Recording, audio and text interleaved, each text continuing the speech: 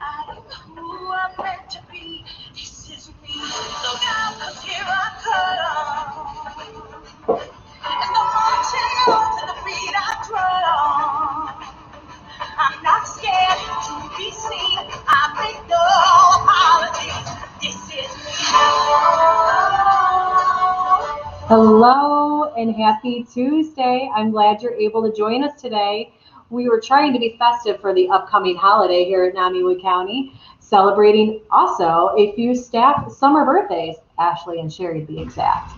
We are rounding out our June topics today with focusing on non-binary mental health. We hope to bring awareness to this topic on the last Tuesday of Pride Month.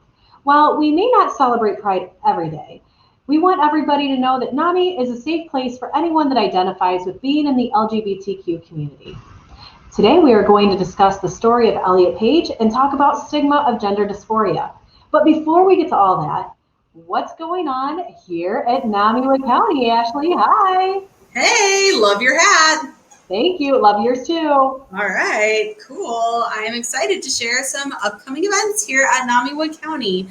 First off, this is the last week to buy your Mental Health Awareness Month shirts. So make sure to visit our website and grab one of those before that sale ends on the last day of June.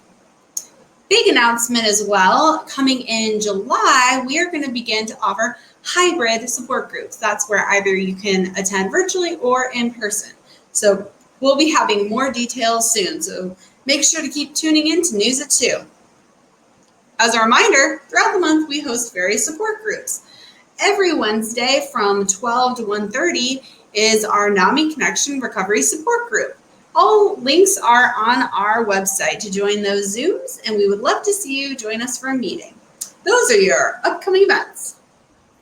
Thanks, Ashley. I appreciate all the updates. Definitely.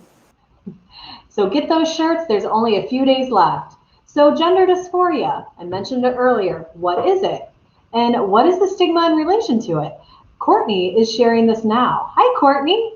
Hi. I'm excited to hear what you have to share. Oh, I'm excited to share.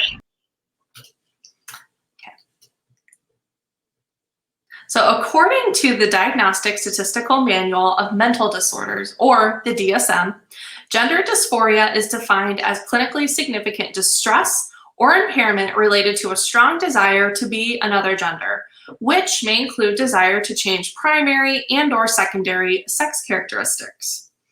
While there are many conversations that combine folks who are transgender with gender dysphoria, not all transgender or gender diverse people experience this dysphoria.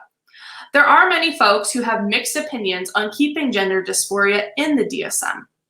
While there is stigma associated with mental health, there is also stigma associated with transgender individuals. And by having both labels of, quote, mentally disordered and transgender, this can create a stigmatizing experience and make it difficult for these individuals to live functional lives without fear of discrimination. But as gender dysphoria is a diagnosis, this can provide financial and institutional support for medical, surgical, and psychological care for some transgender people in other nations, including Canada and the Netherlands. Having gender dysphoria in the DSM may also, to some extent, legitimize the transgender experience as a, quote, real one for people who think transgender persons should just, quote, get over the feeling that the gender label assigned to them was the wrong one. Having this diagnosis in the DSM has also helped patients and clients, particularly transgender youth, benefit from medically supervised reassignments during their puberties. There are arguments as well that like the former inclusion of homosexuality in the DSM, having gender dysphoria in the DSM medicalizes individuals and treats them as diseased rather than just different. For example, the current DSM can label children who are notably gender atypical in their family's culture as having a mental disorder.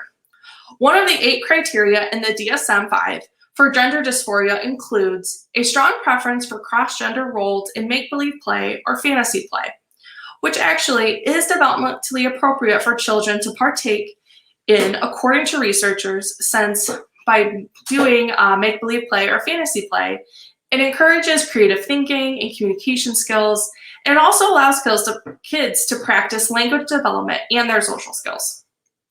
Both sides of this debate do agree that regardless of the inclusion of gender dysphoria in the DSM, people still want high-quality, safe, individualized care for people who are transgender. Most people want to see systems where such care is financed through public and private insurance, particularly for those who cannot pay it themselves. And most importantly, almost all want to see transgender people suffer less, not more, stigma and shame. The LGBTQ community represents a diverse range of identities and expressions of gender and sexual orientations. While belonging to the LGBTQ community can be a source of strength, it can also bring unique challenges, and NAMI has great resources to help those who may be struggling with their mental health. There'll be some links in the comments from NAMI National, and you can learn more about risk factors, finding the right mental health professional, and also different resources. And if you'd like to learn more about the information that was discussed during the segment, there'll be some helpful links about those as well. And remember, you are not alone. That is all I know. Back to you. Thank you for talking about this, Courtney, and the stigma related. Absolutely. So Mental Health in the News features Elliott Page. Bree is going to share his story now. Hi, Bree. Hi. Actor Elliott Page came out as a trans man in December 2020, which opened the doors for conversations surrounding his struggles with mental health and his transparency with how he came to be able to live his life as his true self. He told Oprah Winfrey about panic attacks he struggled with at movie premieres pre-transition, including a moment where he collapsed at an after party for the 2010 film Inception. He recalled wearing dresses and heels to pretty much every single event for the film.